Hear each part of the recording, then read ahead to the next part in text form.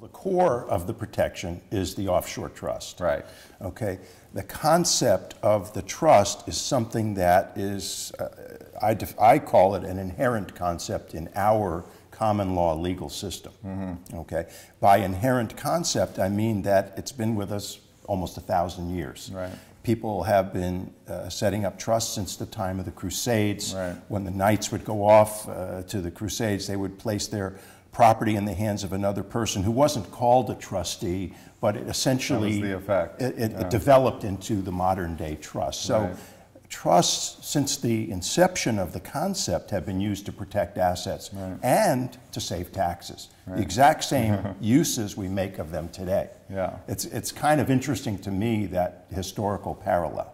Yeah. So the trust is the cornerstone of the asset protection plan. Right. First, no one owns a trust. People say, why can't I use a corporation? Because someone has to own the corporation. Exactly. And if you own it, a court can order you to do something with it. Yep. Okay. Yep. So no one owns a trust, although our tax law creates a fictional ownership. But Which allows us to do some very interesting things, Yes. which is really beneficial to our Yes, clients. it does. Yeah. But that fictional ownership has nothing to do with property law. Right. So really, no one owns a trust.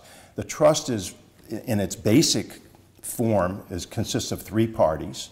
A settlor or grantor, or in California, I think they call them a trustor. Trustor. Okay, they always make up new terms in California. California, you know. So I use the term settlor. So the settlor is the person who creates the trust and funds it with assets, transfers assets to the trust.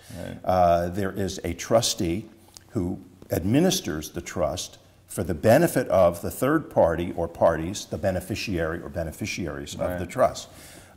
Usually there's a written instrument, that governs the trustee's actions. Which is really funny you're saying usually, because it doesn't actually have to be. I mean, No. you can literally create a trust by just going, Howard, would you hold this for me for that person over there?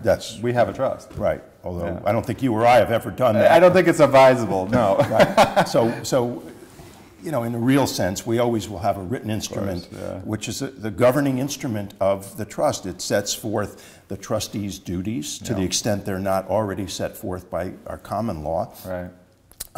The obligations of the trustee, what the beneficiaries are entitled to, how the trustee will handle those entitlements, when the trust terminates, if ever, and so on.